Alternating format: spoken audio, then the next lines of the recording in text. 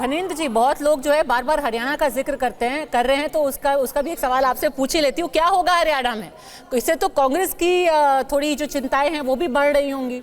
अब खुद अरविंद केजरीवाल हरियाणा के बेटे हैं, हरियाणा में जाकर के वो कैंपेन करेंगे, गठबंधन भी नहीं हो पाया कांग्रेस से।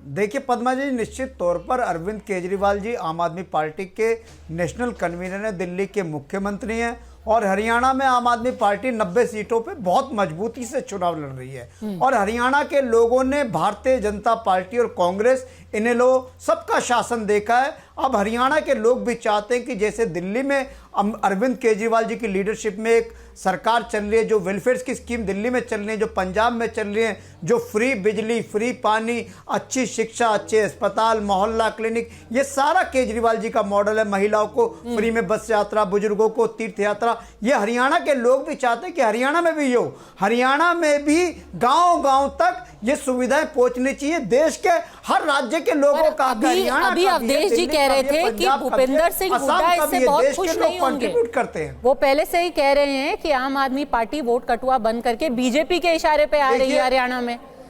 बीजेपी के कहने पर आप टिकट बांट रहे हो वहां पे। हम निकल रहे हैं पद्मा जी। देखिए वो लोग क्या कह रहे हैं, लेकिन हमारा मिशन क्लियर है। कौन क्या कह रहा है उससे हमें परवाह नहीं है। अरविंद केजरीवाल जी का एक ही मिशन है कि मेक इंडिया नंबर 1। हम भारत को नंबर 1 बनाना चाहते हैं, भारत को विश्व की सबसे मजबूत शक्ति बनाना चाहते हैं। हम चाहते हैं कि देश के लोगों को उनका वाजिब हक मिले, गरीब के बच्चे को अच्छी शिक्षा मिले, गरीब के बुजुर्ग को अच्छा अस्पताल मिले, महिलाओं की सुरक्षा हो, किसानों को उनकी फसल का उचित दाम मिले, नौजवानों के हाथ में रोजगार हो। यही आम आदमी पार्टी का ध्येय है, यही हमारा मिशन है। इसी मिशन को लेकर अरविंद केजरीवाल जी और आम आदमी पार्टी बढ़ रहे हैं। हम इसी मिशन को लेके देश के कोने कोने में जाएंगे, घर घर जाएंगे, हर गांव में जाएंगे। मैं दोनों समाजवादी पार्टी और आरजेडी से ये सवाल पूछना चाहती हूं, क्योंकि ये कंस्पिरेसी थ्योरी बार बार की जाती है। मृत्युंजय जी, जब के कविता जेल से बाहर निकली तो जो तेलंगाना के मुख्यमंत्री है उन्होंने क्या कहा? डील हो गई। बाद में उनको माफी भी मांगनी पड़ी सुप्रीम कोर्ट से इस टिप्पणी को लेकर के। उन्होंने कहा बीजेपी से डील कर ली, इसलिए कविता जी को बेल मिल गई। कहीं यही दूसरी डील की कोई षड्यंत्र वाली कंस्पिरेसी थियरी तो नहीं आएगी? कभी कभी समझ में नहीं आता कि क्या मास्टर स्ट्रोक है और क्या तमाचा है। देखिए, आज अभी हम लोगों के लिए खुशी की बात यह है कि आज केजरीवाल जी के जमानत के बाद केंद्र की सरकार और उनकी जांच एजेंसियां एक्सपोज हो गई है। पर ये कभी खुशी कभी गम तो नहीं हो जाएगा? आपकी खुशी कांग्रेस का गम बन जाए हरियाणा में? कभी खुशी कभी गम तो जिंदगी की रीत है, ये तो चलती रहेगी।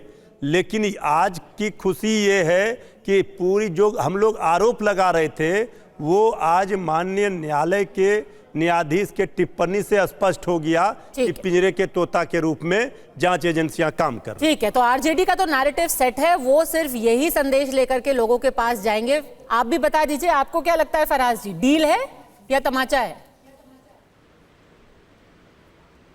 देखिए पद्मजा जी, जहां तक मैं अरविंद केजरीवाल जी को समझा हूं और उनकी हम जो राजनीति है वो देख रहे हैं पिछले 10 सालों से, तो उसमें बस मैं एक ही बात कहूंगा एक शेर के जरिए अरविंद केजरीवाल जी के लिए, कि वो चाहते थे कि सर झुकाकर हुक्म की तामील की जाए। अरविंद केजरीवाल ने सर उठाकर रवायात तोड़ दी। तो अरविंद केजरीवाल जी जिस तरह से लड़ रहे हैं, जिस तरह से आपने देखा होगा कि मनीष सिसोदिया जी या संजय सिंह जी या जैन साहब, जिस तरह से इन लोग को परेशान किया गया, लेकिन फिर भी अरविंद केजरीवाल और आम आदमी पार्टी लड़ते रहे भारतीय जनता पार्टी की जालिम सरकार से। तो आप ये मान करके चलिए कि अरविंद केजरीवाल जी एक बहुत बड़े और एक स्ट्रांग नेता के रूप में उभर रहे हैं और जल्दी ही वो जो है वो आई थिंक कुछ ना कुछ। ठीक है, चलते चलते प्रेम शुक्ला जी आप भी बता दीजिए, इतने सवाल पूछे ही जा रहे हैं, डील तो नहीं कर ली? जानबूझ के कांग्रेस को कमजोर करने के लिए तो नहीं बेल दिलवा दी? नहीं, भारतीय जनता पार्टी ईमानदारी से जनता की सेवा में विश्वास रखती है। ठीक, अब बकरी चोरों की पार्टी कुछ भी कर सकती है।